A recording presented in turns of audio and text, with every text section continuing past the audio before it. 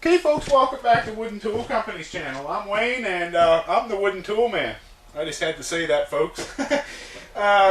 So today what I'm going to do is I'm going to show you how to build, if you look at my other videos, you'll find demos of me doing some drilling with this. I'm not going to do any drilling in this video. I'm just going to, what I'm going to do is show you how to build this simple little base here that enables you to open and close the clamp with your foot.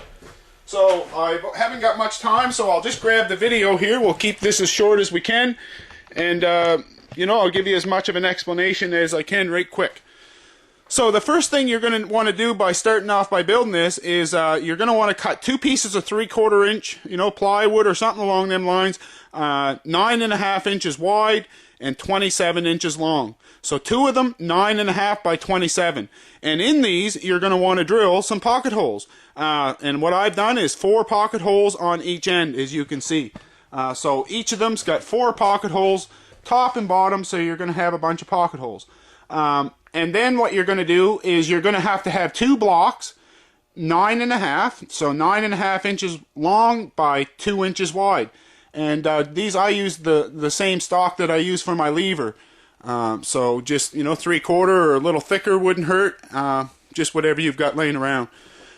So then you're going to get then you'd want to get this looking the same way. All I did was air nail them blocks in between, and then them pocket holes gave me somewheres to screw to, whether it's going to be to the floor or to a piece of plywood laying on the floor. Just make it, I figure about 3 feet, folks, out off the back of the jig by a couple of feet wide will be a sufficient platform, and I think you'll find that it's very comfortable to walk up onto. I did a test earlier, so so then, in these 2 pieces, before you nail them together and make them look the same way that I've got mine, then what you're going to want to do is drill a hole. I did a bunch of test drilling here to find out where the best spot was, and the best spot I found was if you came up from the bottom 9 7/8 of an inch, so up from the bottom 9 7/8 and in 2 1/8, and drill that hole through both of them pieces, and that should put that hole right in the right spot in that base. So your base could be, built out some more too, depending on how big of panels you're going to want to build or drill. Then you could make this base as long as you want it. I think this one's only about 18 inches, but I would recommend going, at least a 3-foot or a 4-foot piece, and then maybe just a little, something to the floor to support it. You'll have to be creative when it comes to building the rest of your base. What I'm going to explain how to do is just get this lever and get it working good, because this lever will work on all these jigs. I've had it on this one here earlier, and without making any adjustments, it mounted right to this base and worked the exact same way that this jig is working. So get your base looking the same way. And then you'll need to make your lever. Now this lever is just a piece of hardwood, and it's 39 inches long and 2.5 inches wide. And then on the end of the lever, you'll have to cut a 45-degree angle like I have. So a 45-degree angle on the end. And I did put this little piece on the end to step on, and this little piece is 6.5 inches long. And it's about 1.5 inches wide. So a 6.5 inch wide piece. And I did cut a 45 on the end of it too. So a 45-degree angle on it. And then I just centered it up on the end of this lever, and I did drill a couple of pocket holes, 3 of them, 2 on one side and 1 on the other, and I put a little glue on it, and I got this hooked onto the end so that this is what you step on when you walk up to this thing. And it doesn't move that much, folks. You'll see it only moves an inch or so, or maybe a little better. So the lever's 39 by 2.5, and you're going to have to drill a hole in that lever too. So I'll just set the camera down here now, and I'll take a bit of this apart to show you what you have to do here now. So you do need these other 2 pieces here too, and these are just 12.5 inches long, and in from each end you're going to want to come in 5/8 of an inch and just center it up and drill through 2 of them. You need 2 of these little things. So I'll take this apart and show you a bit more of how this goes together. Now, I used 1/4 inch bolts in this, and I used 9 32nd holes for the most part. This is the one that I missed, and you can see it's too tight a fit. So if you're using 1/4 inch bolts, then use a 9 32nd drill bit to drill all these holes that I'm going to drill. So I'll take these springs out of place here too. So once you've got your lever, once you've got your little base and you've got this little lever made like this, you know it's going to be 39 inches. On the end here I did nip off 3/4 of an inch off each side, and that was just kind of the smoothing the edges a little bit. Down from the end of this lever, you're going to want to come in 3/4 of an inch, and just to the center you're going to want to drill a 9/32 hole, and down from the end here you want to come into the center and 2.5 inches in and drill another one. So keeping it in that same configuration with your miter up, you want to measure in from the end here 28 inches. So 28 inches in from the end, and then just come up 7/8 of an inch from the bottom with the miter pointing up. Come up 7/8 and drill another 9/32 hole, and that hole will line up with this hole that you drilled in your base. So now you'll be able to slide this thing in here and line up that hole and put a bolt in it. So get a bolt in it, and now it should work like this. You should have a lever that goes like this.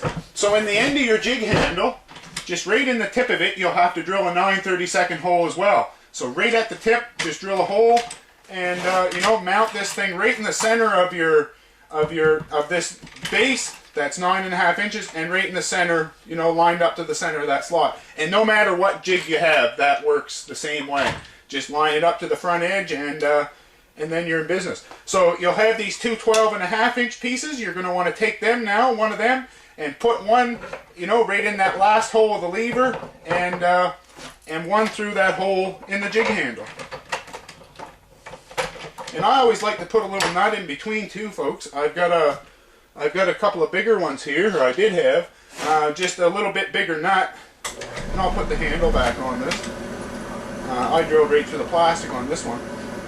I usually like to put a little nut in between the handle, you know, one on either side, and that way there it'll center it up more, but I seem to misplace mine here, so I'll just put this back together just as is. And if you leave it loose enough, this will be okay too. So that, yeah, and when you do this, you want to use the little washer nuts with the little plastic built in the end of them. That way there you won't over tighten this. So now these little springs, you know, once you get this hooked up, then your jig should work like this now, folks. You know, your jig's going to be able to fly wide open, but we don't want that. We want to have this just come, you know, so the lever's touching the floor or the clamp is locking. Then, you know, bring it to a nice open position and kind of just mark it here where the lever's going to come to. And you can see that I've got a mark running down through. We'll just drill a hole right through and put another bolt there so that the lever will bump up against it. And that'll only allow the clamp to open so much. And then you're going to have to put these little springs in place. So now these little springs, I'm just getting these out of these little hand clamps. And you can buy handfuls of these or bagfuls of them for about 20 bucks. And all you do is just take one of these apart and you'll have a little 90-degree spring in here. And you know, you need two of them. So just, you know, put your, through this other hole that was 2.5 inches in, just put one on one side with a little washer is what I like to use, and one on the other, and put a little nut on the other side. So now you could clamp a piece of material, folks, is you could set a piece in there, and maybe even without your, you know, get it in there so it's clamping it nice and tight, and then, you know, then you could, you know, your jig will be set that, you know, it's clamping nice and tight. Now you just have to set these springs so that when you push on this lever, them springs are going to make that clamp open back up. So, you know, they'll be dangling like this. Well, all you'd want to do is just get them so they're coming up against this, and then just tension them a little bit with the clamp in an open position, and find that, you know, maybe just drive a screw in like I have. That's what I found worked the best, just to drive a screw in, and then if you have to tension it a bit more, you can adjust it and tension your springs.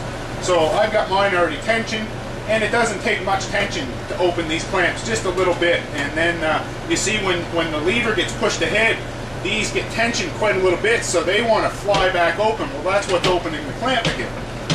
So there we go, folks. If you've done what I said, you should have the same rig as I've got right here. As you can see, I can step on the paddle now. We'll draw this back.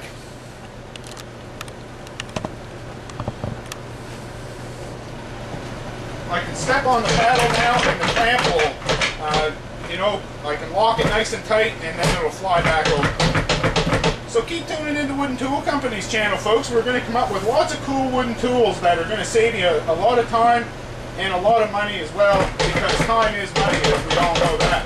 And hopefully you guys will leave me some comments on this. It'd be interesting to see what you guys think of this concept of opening and closing the clamp with your foot. So thanks for watching my video.